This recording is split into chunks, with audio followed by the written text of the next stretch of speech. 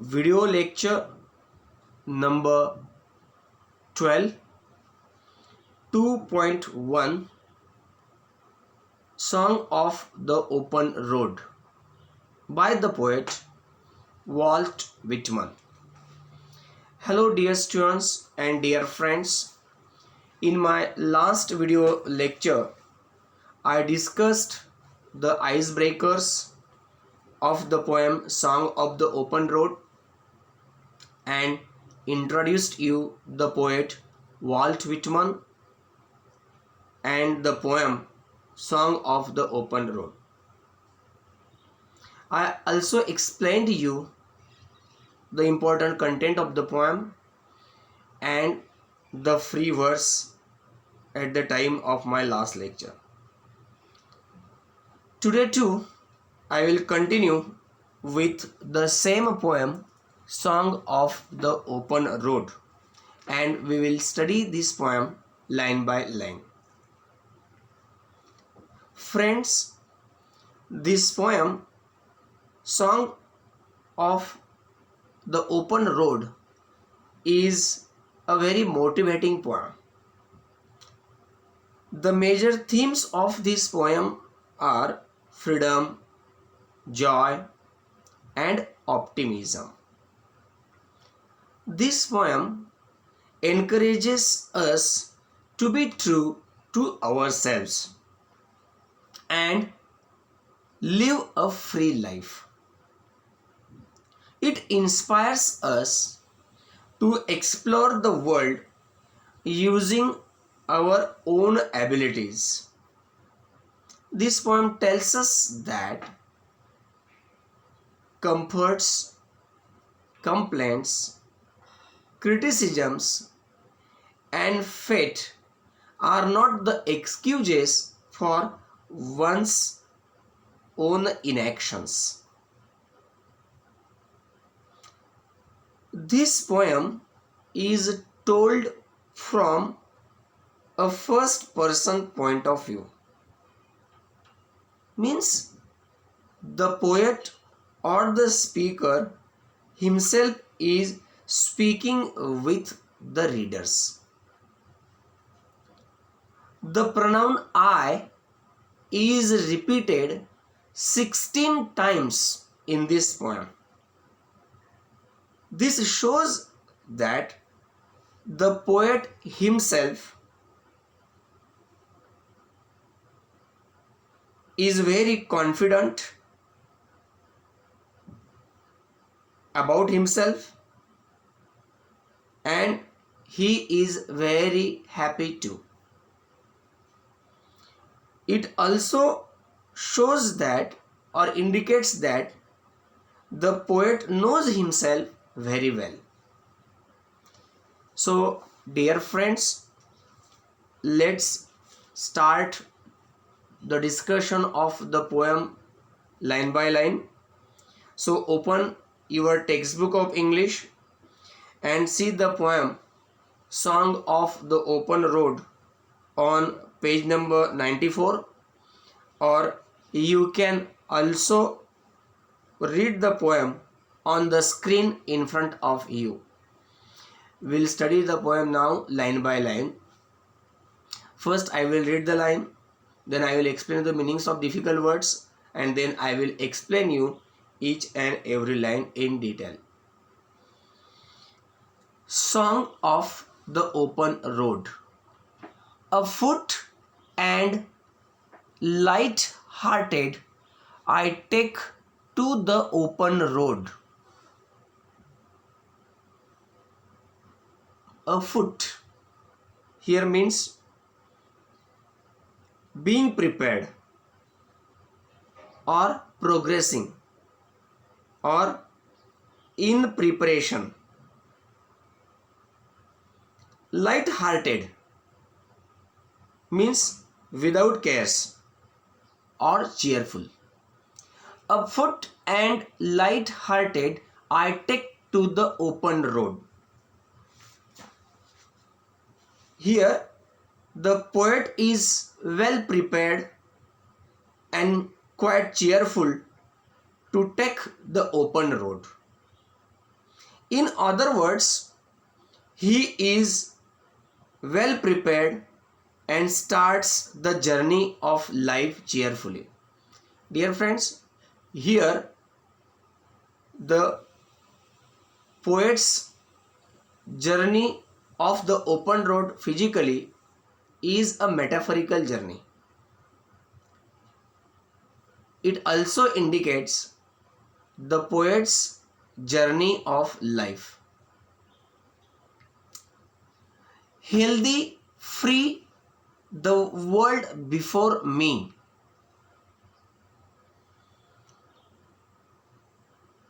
Now, here the poet is of healthy body and healthy mind. Now, this line has two meanings. One, here the poet is of healthy body and healthy mind.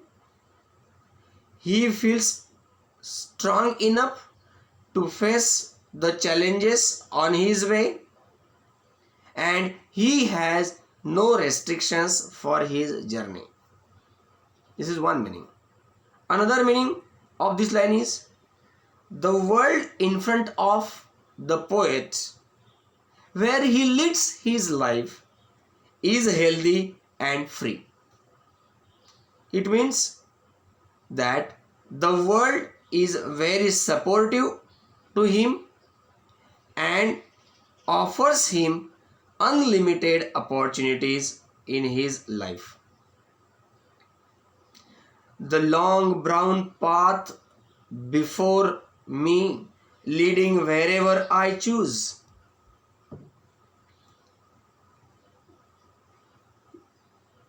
The long brown road before the poet is leading him wherever he decides to go.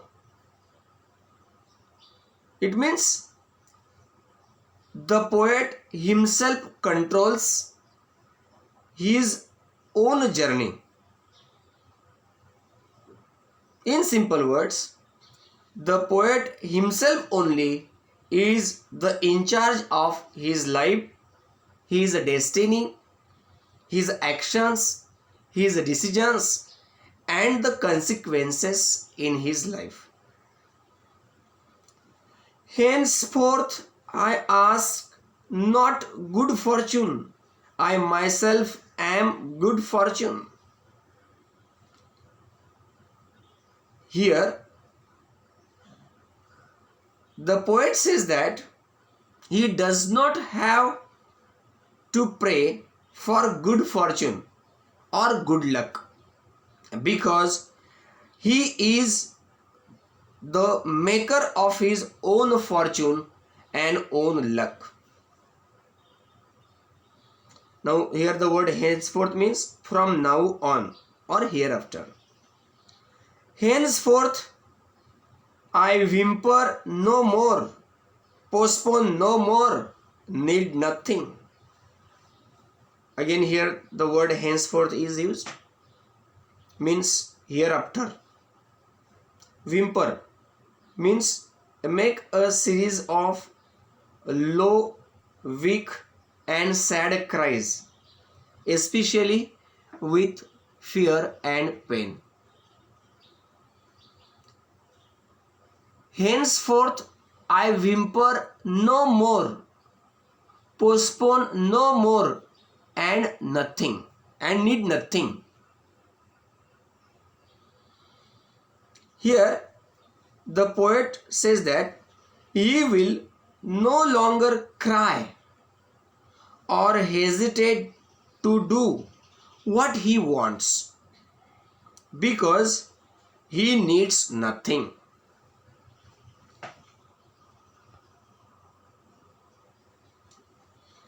Done with indoor complaints, libraries, querulous criticisms. Here, libraries means comforts. Querulous means complaining, showing that one is irritated. with indoor complaints, libraries, querulous criticisms. Here the poet says that he has stopped indulging in his own feelings and thoughts of complaints regarding his life. He will no longer indulge in complaining. He will now put his plans to his actions.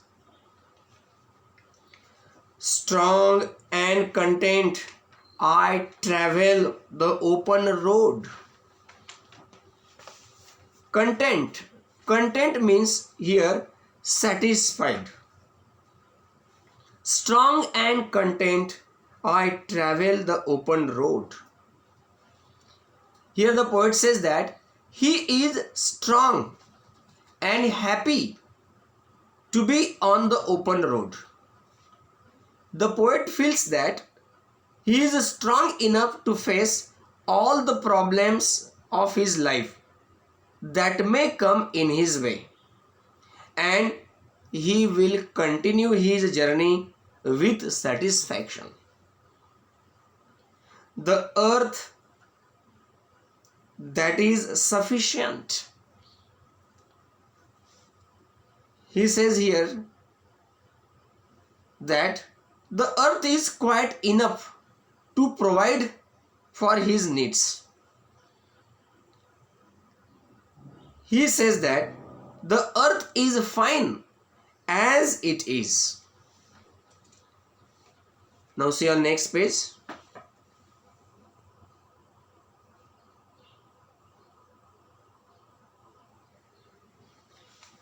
I do not want constellations any nearer.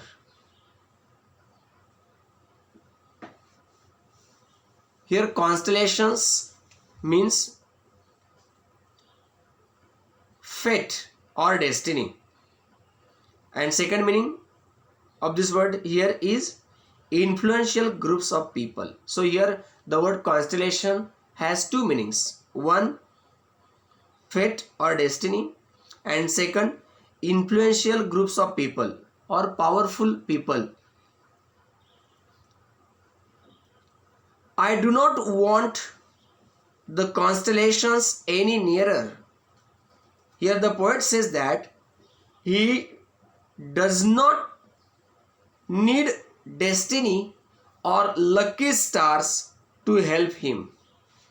He does not require the powerful people or the influential people to help him to progress. He is sure that he can manage his life's journey on his own. I know they are very well where they are. Here the poet says that the destiny or the lucky stars and the influential people are very fine where they are. I know they suffice for those who belong to them. Suffice here means enough or sufficient or adequate.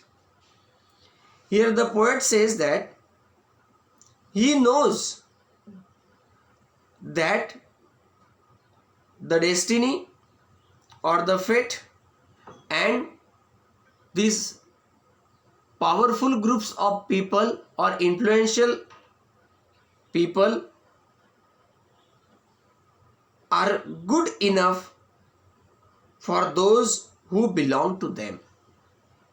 Means here he says that these two things, the fate or the destiny or the lucky stars and the influential groups of people are good enough for those who belong to them.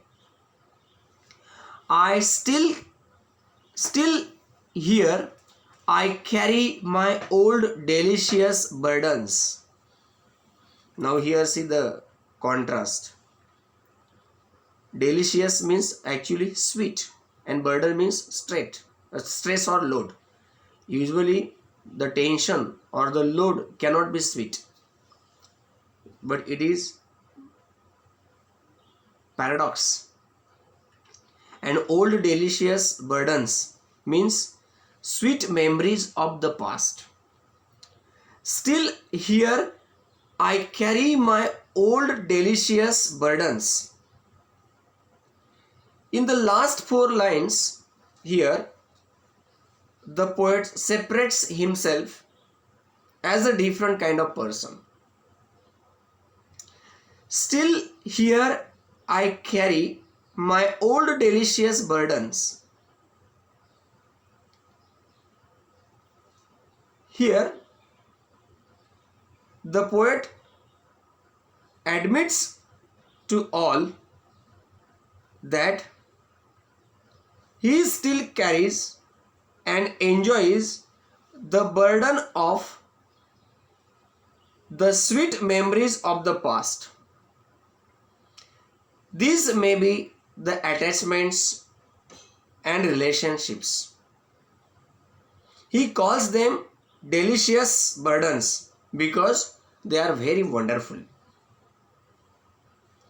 I carry them, men and women.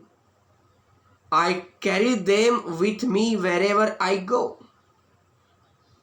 Here the poet or the speaker admits to all that he carries these burdens of sweet memories of the past with him wherever he goes. I swear it is impossible for me to get rid of them. I am filled with them and I will fill them in return. Here the poet declares that he cannot get rid of these burdens of the sweet memories of the past. Instead, he is filled with these burdens of the past memories of his life, and in return he feels them too. Once again, I repeat the last two lines of the poem. I swear it is impossible for me to get rid of them. I am filled with them and I will fill them in return.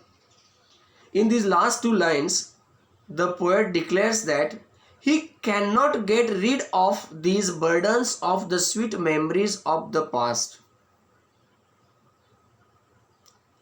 Instead, he is filled with these burdens of the sweet memories of the past in his life, and in return he himself feels these memories or delicious burdens too. Here the poet is stating that these burdens do not define him, rather he accepts them and carries them with him wherever he goes. So friends, thus we have studied this poem line by line today and completed it. We should stop here. In my next video lecture, I will discuss the figures of speech and other poetic devices in this poem. Thank you so much. Have a nice day.